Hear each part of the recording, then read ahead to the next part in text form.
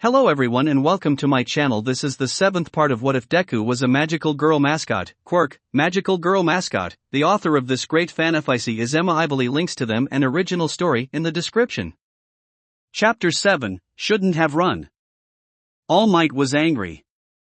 He looked at the way that 13 was protecting the 6 students that managed to avoid getting scattered. All Might glared at the amorphous cloud. "So I guess you were just running a bit late," said the amorphous cloud. "You could say that," muttered All Might. He did look at Achiko from the corner of his eye. Achiko noticed the way he seemed to be looking at her. She nodded as if saying it was true, that she was still in contact with the other partners.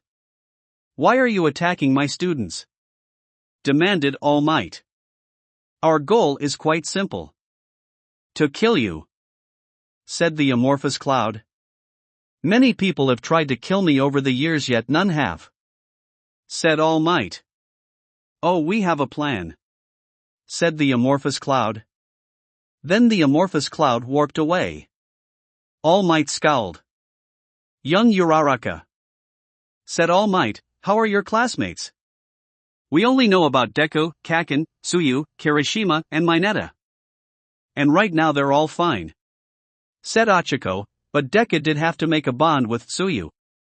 "I see," said All Might, who seemed a mix of worry and relieved. The teachers were all informed about the side effect of Izuku's quirk should he bond with a male. So the fact he had to make a bond with someone was to be somewhat expected, but was relieved that he was bonded with a female classmates was a relief.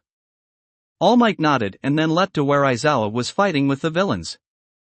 Meanwhile, in the collapse zone, Katsuki and Kirishima had almost decimated all of the villains. Katsuki managed to give an explosive kick to one villain, while Kirishima managed to punch a few of them out. "You know, for a magical girl you're pretty manly," said Kirishima. "What the fuck does that mean?" asked Katsuki, glaring at him harshly. "It was a compliment," said Kirishima. "Whatever," said Katsuki. They looked around. "So you think we're done here?" asked Kirishima. Before Katsuki could answer, she let loose an explode elbow jab at a chameleon-like villain that tried to attack her. "Now we are," muttered Katsuki. She then sent out a message. "Hey, I'm all done here. Like I said, these villains were weak," explained Katsuki. "You should head to the entrance." "Though, Izuku, you heading there?" asked Katsuki. "No," sighed Izuku. "Mr. Aizawa's fight is blocking us and we have to figure out a way around it," explained Tsuyu. "All Might's here, so we might be able to get past soon," explained Izuku. Katsuki nodded. "Come on, shitty hair, let's get out of here," said Katsuki. "Okay," said Kirishima. In Central Plaza, Aizawa was starting to have a hard time. His quirk let him erase the quirks of other people by looking at them. However, there were multiple drawbacks. One was it gave him dry eye. The other was that it would be cancelled if he blinked, and the longer he used it, the more often he would have to blink. Needless to say, the longer the battle went on, for the harder it was. That was when All Might swooped in, however, and with a mighty punch blew all of the villains away. When All Might landed, Aizawa looking at his fellow teacher. "You know, we could have avoided this if you didn't waste your time limit," said Aizawa. All Might sighed at that. "At least young Midoriya was able to get the word out," said All Might.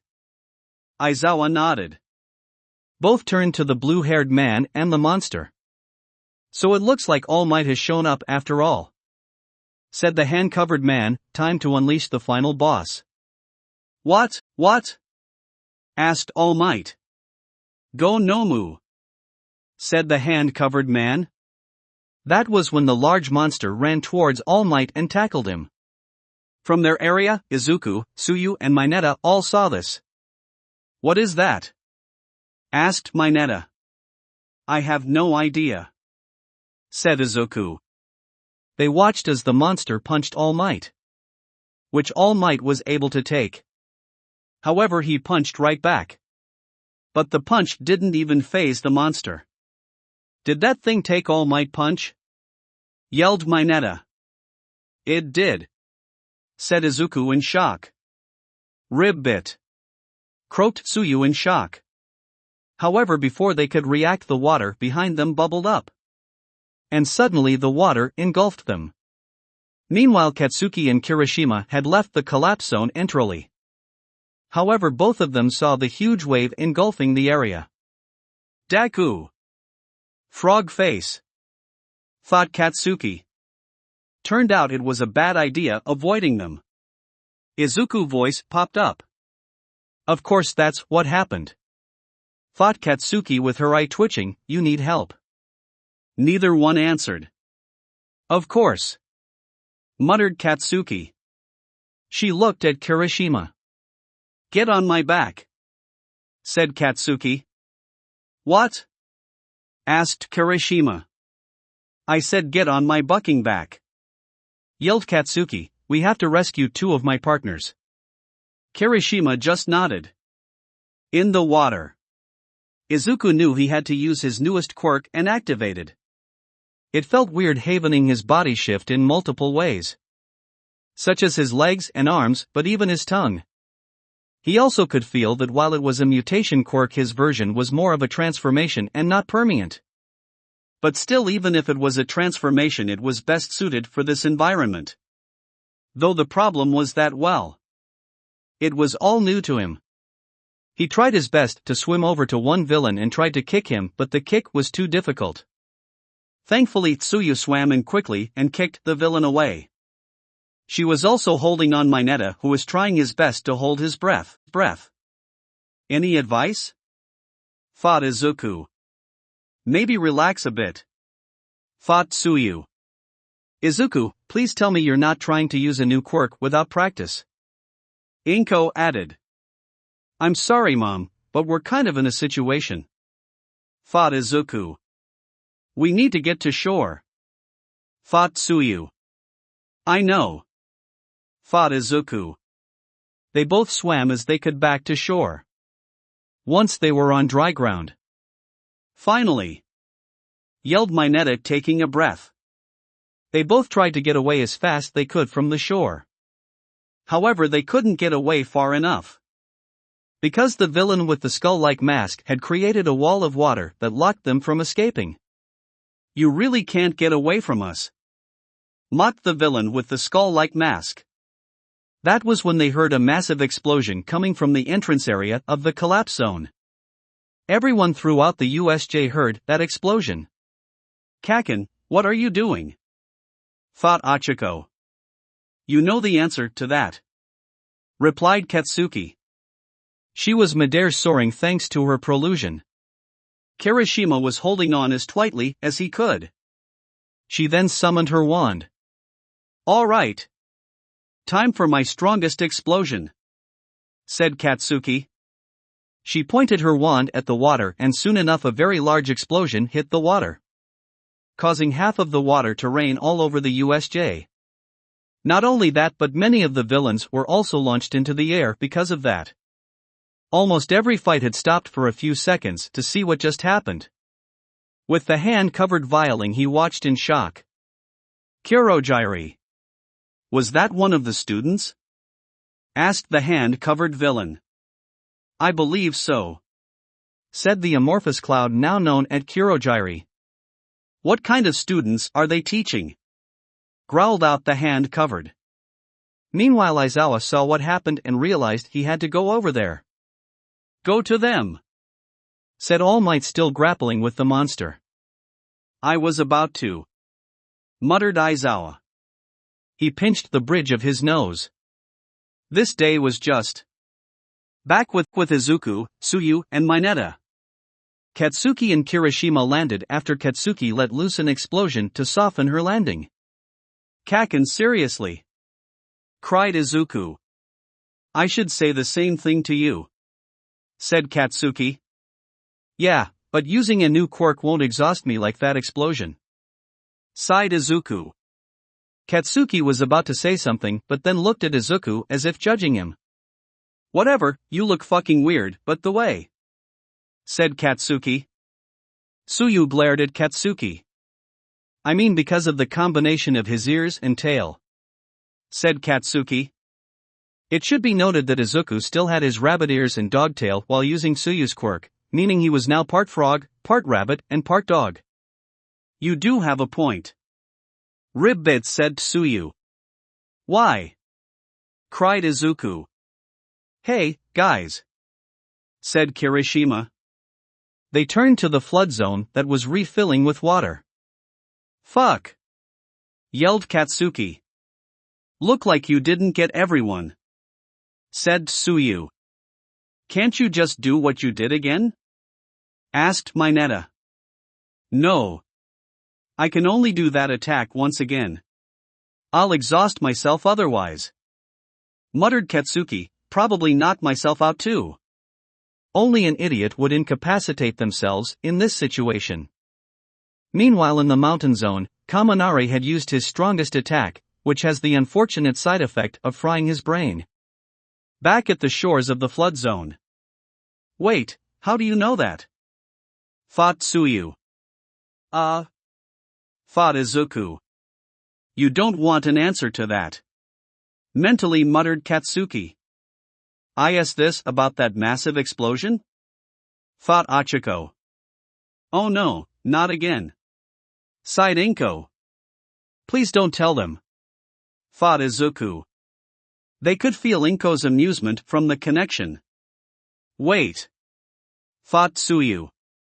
Now's not the time to focus on that, thought Katsuki. The flood zone was still rising, and a giant hand made out of water aimed for them. However, suddenly the water hand dissolved. What the duce? Yelled the villain who was the one creating the hand. Izuku noticed that the guy was in range, so he stretched out his tongue and grabbed him, slamming in the ground hard. How did that even happen? Asked Mineta. They heard Aizawa clear his throat. Mr. Aizawa, said Tsuyu. He looked at Tsuyu and Izuku and sighed. You know that's permanent, right Azui? Asked Aizawa. I know, Ribbit, sighed Tsuyu. Aizawa sighed. He had heard that Izuku needed to make 2 more partners by the end of the years, but having to make one like this. That was our last guy with hydrokinetic, yelled one of the remaining villain. That's not important. We can take them, yelled another. Back with All Might. The monster that punched All Might hand, but the mountain of a man had gotten right back up. He came back with his own punch. But it didn't do anything to the monster. Haven't you figured it out yet? Asked the hand-covered villain. That thing was built to destroy you. What? Asked All Might. What do you mean built? Just as I said, we built it, engineered with shock abortion. Said the hand-covered. It can take any hit you can throw out at it, the only way to beat it to slowly gouge out its skin, piece by piece. All Might scowled. This wasn't good. But at the shore of the flood zone, the villain came into for the attack. Izuku jumped up high, dodging one, and then grabbed the guy with his tongue, sending him flying. Meanwhile, Tsuyu managed to kick another villain away. You're actually doing a good job with my quirk, though, Tsuyu. Yeah, thought Izuku, blushing a little. That was when one trying to attack Tsuyu. However, Tsuyu suddenly got the feeling and placed her hand on her gem. There was a flash of dark green light as a wand appeared in her hand. It had a dark green handle and on top was multicolored gem that resembled a frog. Careful, we don't know what it will do, thought Izuku. However, a liquid shot from the gem hitting the villain, who started to scream as he fell to the ground. Well, it looks like you shoot poison from your wand, thought Katsuki as she gave an explosion knee jab to a guy. Tsuyu could only dumbly nod. It made a sort of sense that her poisonous mucus would be the thing that her wand would use to attack. Everything else had to do with her body. It would make sense it would be something like that. Meanwhile, Mineta was running from them when he decided to try something. He started to pluck off his hairballs and toss them at the villains. They were thankfully stuck to the ground because of this. Kirishima meanwhile managed to knock out a few of the villains, while Aizawa did the same, suing his scarf, which was a weapon. That was when suddenly the floor was turned to ice, trapping the last two villains. Everyone turned to where the ice came from, and it was Todoroki. "What the fuck, icy hot?" said Katsuki. The bicolored boy didn't say anything, but did look at Tsuyu for a few seconds, then at Izuku, who tuned off Tsuyu's quirk, returning to normal. Aizawa looked at Izuku, Tsuyu, and Mineta. "Let this be a learning experience for you three. If you have to flee, make you get far away," said Aizawa. "Yes, sir," all three of them said at the same time. Aizawa nodded. "Also, Mineta, your scalp is bleeding," said Kirishima. "I know," said Mineta. "Midoriya, should the other teachers be here soon?" asked Aizawa. "Mom," thought Izuku. "They should be there any minute," explained Inko. He then relayed that information to Aizawa. "I see," said Aizawa. "All right, can you also please inform 13 of Todoroki?" "All right," said Izuku, and the Thogot, "Hey, Todoroki is with us. Fucking icy hot just stole our thunder." Thogot Katsuki with her eye twitching. "I'll tell 13. Thogot Achiko. He knew he had to lead the 6 students to safety. "I found that there's really only 2 or 3 threats here. The rest are weak cannon fodder," said Todoroki. "Yeah, we noticed icy hot." "Tell us we don't know," muttered Katsuki. Aizawa glared at the students, shutting them up. Meanwhile, All Might struggled to fight against the creature. However, he came up with an idea. The monster had its brain exposed, and he decided to give it a pile driver. However, Kurogiri had used his quirk to ensure that the warp didn't work. All Might was trapped. Then it got worse, as the Nomu grabbed All Might's side, digging into it and causing him to bleed a lot. Aizawa's group was somewhat far away in their escape path when this happened. At the entrance, Achiko paled. "Uraraka, what's wrong?" asked Tenya. "Something's very wrong," said Achiko. At the Midoriya apartment, Inko was frozen. She felt the fear. "What's going on?" thought Inko. Back at the USJ, Izuku just watched in horror. He didn't know why, but his legs just started moving on their own as he ran to help All Might. All Might saw this and didn't know how to react. And none of were sure how this was going to go, but hopefully Izuku would pull through. That will be it for this part. I hope everyone enjoyed. If you did, please leave a like and comment if you want part 8. If you want to hear more from me, subscribe. I hope to see you all in the next one.